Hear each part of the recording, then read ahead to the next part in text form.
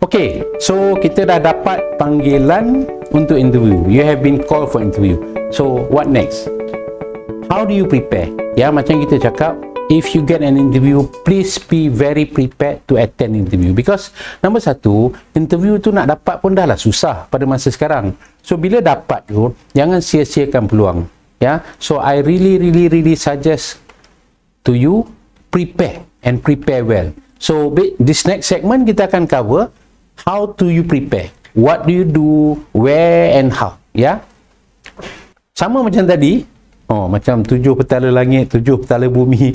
Yang ni pun ada 7 main areas. Again, bila kita cakap 7 ni bukan semestinya cuma ada 7, ada banyak. Tapi kita cover 7 yang paling common. Sama lah macam tadi, apa 7 kriteria yang majikan cari. Yang ni pun sama. 7 preparation yang paling penting yang perlu calon lakukan sebelum attend interview.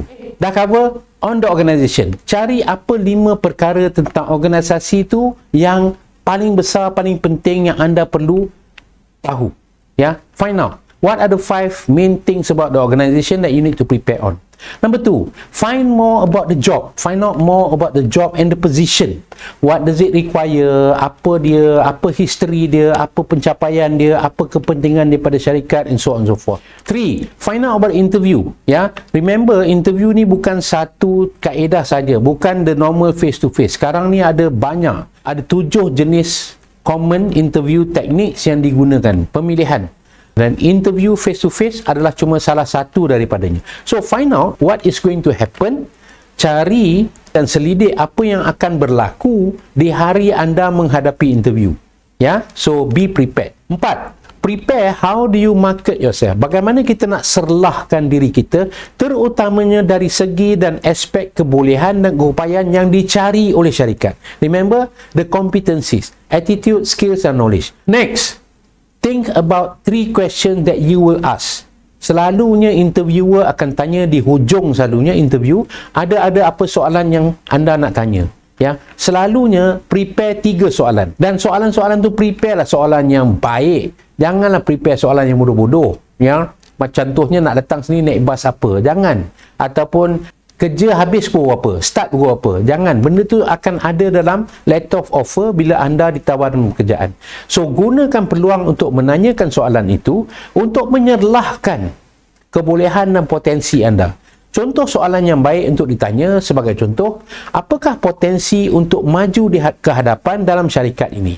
How long does it take before you are promoted? Ataupun, saya bercita-cita untuk mencapai prestasi yang baik dalam syarikat ini. How do I go about doing it dalam syarikat ini? Soalan-soalan begitu menunjukkan anda seorang yang berfikiran jauh ke hadapan. Bukan tengok takat tu saja. Ya, and companies like that normally. You ask what's going to be the future. You are conscious about what you can do, how you are going to perform, and where do you go in the company. So, interviewers love that. 6, physical preparation. Remember, ya, jangan sloppy. Make sure you dress correctly. Bukan dress, tak payahlah mahal-mahal, tapi dress appropriate mengikut kesesuaian jawatan. Ya, perwatakan yang anda bawa. So make sure you prepare that. Sampai awal, janganlah sampai dengan kelang kabut, dengan rambut tak sikat, dengan kuah roti canai dekat baju dan sebagainya. That one is basic. Ya. Nombor 7, mental and emotional preparation. Remember, ada interviewer yang mungkin akan menanyakan soalan yang keras dan susah dan akan memaksa dan menekan anda bertubi-tubi. Sebenarnya, selalunya bila jadi keadaan itu, bukanlah dia nak saja-saja suka-suka. Dia tu seorang yang sadis dan nak tekan anda. Dia nak tengok macam mana anda bertindak balas. How do you respond to pressure? So, kalau kita lose our cool, kalau kita tiba-tiba hempuk meja, apa orang interview macam ni, macam bodoh, macam bangang, dan kita belah, dan kita done lah. Habislah kita punya peluang. So, always prepare mentally and emotionally untuk sesuatu interview. Ya, so ini 7 area yang anda boleh prepare. Ya, these are within your control. Anda boleh mengawal ke 7 situasi ni dengan membuat persediaan yang rapi. Okay, so 7 main areas to prepare on in attending an interview. So, kita digress sikit. Itu 7 cara nak prepare. Ini saya share juga 7 cara untuk mendapatkan kerjaya idaman. Of course, kerja pun susah nak dapat. Tapi, kalau kita ada peluang untuk mendapat kerjaya idaman, why not? Cuma, untuk mendapat kerjaya idaman tu, dia bukan berlaku masa tu, dia bukan berlaku secara serta-merta. Dia selalunya kita kena prepare. Lebih banyak kita prepare, lebih tinggi peluang kita untuk mendapat kerja yang kita idamkan. Nombor satu, build your network. Bina jaringan anda. Sebab tu semasa dalam pengajian pun dan lepas pengajian, always build your network. Selalu berinteraksi, berkomunikasi dengan orang lain. Dan sekarang ni anda mempunyai kemudahan yang sangat baik. Ada social media where you can interact. Janganlah masuk Facebook yang kawan-kawan kita saja. Go to other areas. Macam LinkedIn contohnya. That's a very good website untuk pencari kerja. Ya, dia merupakan macam Facebook tapi untuk golongan profesional dan berbincang hal-hal pekerjaan. Di situ juga banyak perekrut ataupun recruitment person yang akan ada account dan berkongsi ataupun melihat paparan-paparan yang orang post kat situ. So build that network. Selalu cari kawan, ya. Jangan cari kawan dengan tujuan untuk mendapat kerja. Cari kawan untuk cari kawan. Dan pada masa yang sesuai dan tertentu, mungkin dia akan berguna untuk kita mendapat kerjaya idaman kita. Nombor dua dah cover tadi, use social media. Use social media untuk membina kita punya personal brand. Ya, selalunya apabila kita aktif dalam social media, post-post kita akan memberi gambaran kepada orang bagaimanakah kita sebenarnya.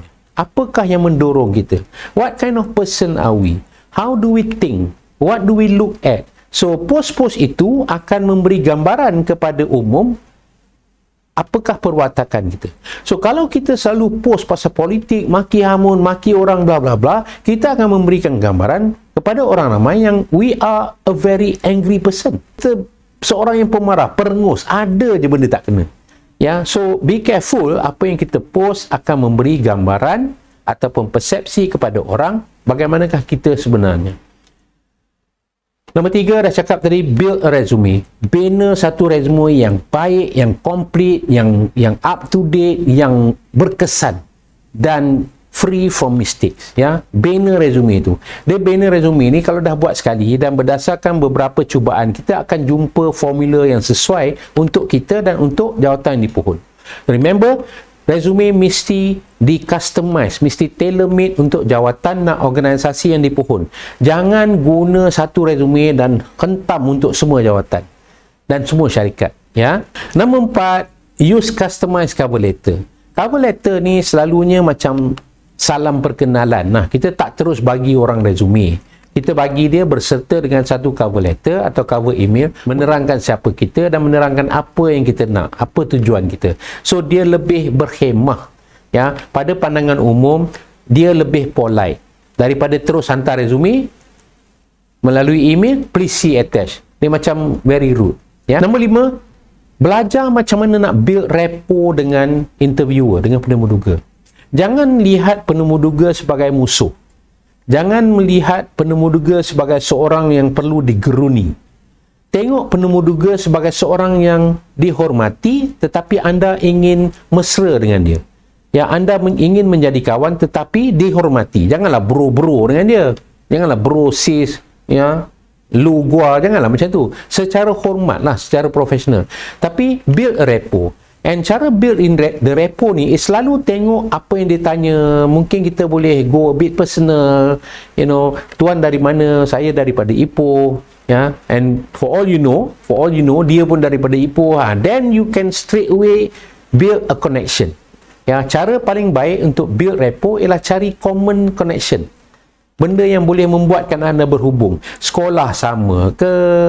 Ataupun mungkin dia dari universiti yang anda hadiri. So, selalunya bila kita ada kesesuaian, bila kita ada benda yang kita click on, then kita boleh build rapport dengan baik. Kalau tak ada, kena carilah. Okey, yang keenam, semasa interview, selalu gunakan atau selalu timbulkan perkara-perkara lain yang anda telah lakukan. Cerita tentang aktiviti-aktiviti luar, aktiviti masyarakatan, aktiviti sosial yang anda ceburi. Ia akan memberikan gambaran baik kepada penemuduga yang anda ini bukanlah seorang yang hanya fokus tentang satu-satu benda. You have a very balanced view of life. Ya, you ada kerja tapi you juga spend masa untuk bantu orang. It's always a good image that you are projecting. Finally, yang ni dalam pengalaman interview saya sendiri, menemuduga orang sangat sedikit yang akan bagi saya message ataupun email untuk berterima kasih selepas interview. So it's always nice sebagai seorang interviewer, selepas anda menemu dua orang dan kita dapat thank you note. Ya, simple thank you note. Hi Mr. A, my name is Do and Do. I attended the interview just now with you. Thank you so much for the opportunity. Whatever it is, dia akan memberi impresi ataupun persepsi yang baik kepada saya tentang diri anda. Dan remember, if people think nicely of you, kalau ada peluang, dia akan prefer bagi dekat you. Because you are being nice to them. Ya, compare dengan orang yang lepas interview terus hilang. Lepas tu belagak pun ada. Kalau call sekali lagi, cara jawab tu macam, oh, you know, aku tak senang sebagainya. So, always remember this. It costs nothing to be nice to people. So, be nice. Alright?